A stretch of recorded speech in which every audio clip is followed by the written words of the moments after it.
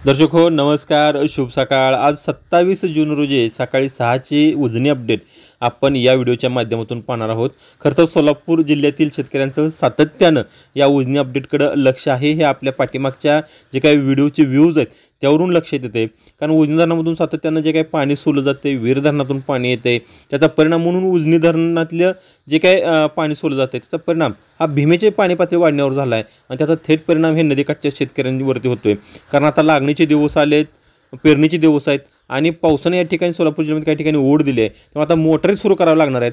मात्र पाणी कमी झाल्याशिवाय शेतकऱ्यांच्या मोटरी सुरू होणार नाहीत, कारण अनेक शेतकऱ्यांच्या ज्या केबल आहेत त्या केबला पाण्यामध्ये आहेत, काहींच्या मोटरी आहेत त्या वरच्या काढून ठेवलेत आणि पाणबुडी असतील तर त्याच्या जोडी ज्या आहेत त्या पाण्यामध्ये गेलेत। तेव्हा आता हे पाणी कधी कमी होणार आहे याकडे सोलापूर जिल्ह्यातील नदीकाठच्या शेतकऱ्यांचं सातत्यानं लक्ष आहे आणि त्यांच्यासाठी ही दिलासदायक बातमी आहे, कारण आता दोंडून येणारी आवक ही बऱ्यापैकी थोडीफार कमी झाली आहे।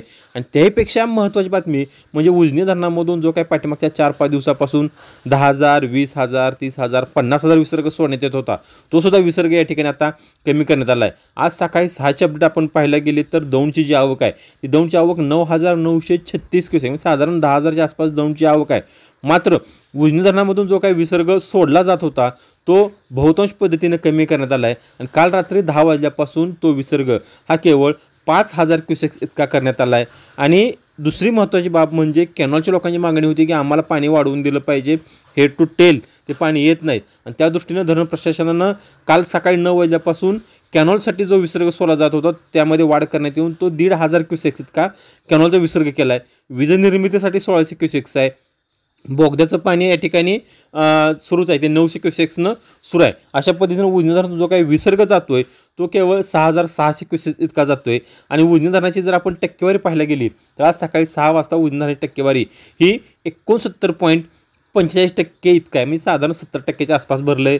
धरणाची एकूण पाणी पातळी पाहायला गेली तर ती 100 TMC आहे आणि उपयुक्त पाणी साठा जर पाहायला गेला तर तो 37.21 TMC इतकं पाणी आहे। काल सायंकाळी 4ची अपडेट आपली काही कामानिमित्त राहिली होती, त्यामध्ये जर आपण पाहिलं तर पंढरपूरमध्ये भीमा नदीचा विसर्ग किती असेल तर तो काल सायंकाळी 4 वाजता हा 52,659 क्युसेक्स इतका भीमा नदीचा विसर्ग होता आणि संगममध्ये तोच विसर्ग हा 62,384 क्युसेक होता। म्हणजे कदाचित पाठीमागच्या काल परवा जे सोडलेलं पाणी होतं ते पाणी पंढरपूरमध्ये पोहोचलं आहे आता, आणि त्यामुळे आता हळूहळू हे पाणी पातळी काय होणार आहे, कमी होणार आहे। त्यामुळे भीमा नदीकाठच्या शेतकऱ्यांसाठी ही दिलासदायक बातमी आहे। लवकरच हे भीमा नदीचे पाणी पात्राच्या बाहेर आलेलं होतं, वाढलेलं होतं, ते हळूहळू खाली जाण्यास मदत होणार आहे आणि 1 ते 2 दिवसांमध्ये ही भीमा नदी आपली पूर्वपदावर येणार आहे आणि भीमा नदीकाठच्या शेतकऱ्यांचे जे काय पेरणीचे दिवस आहेत, लागणी खोळंबलेले असतील, जी काही शेतीची कामं राहिली असतील ते कामं आता पूर्ण होण्यास यामुळं मदत होणार आहे। तुम्ही आमचं अपडेट या पद्धतीनं पाहत राहा। उजनी अपडेट पाहण्यासाठी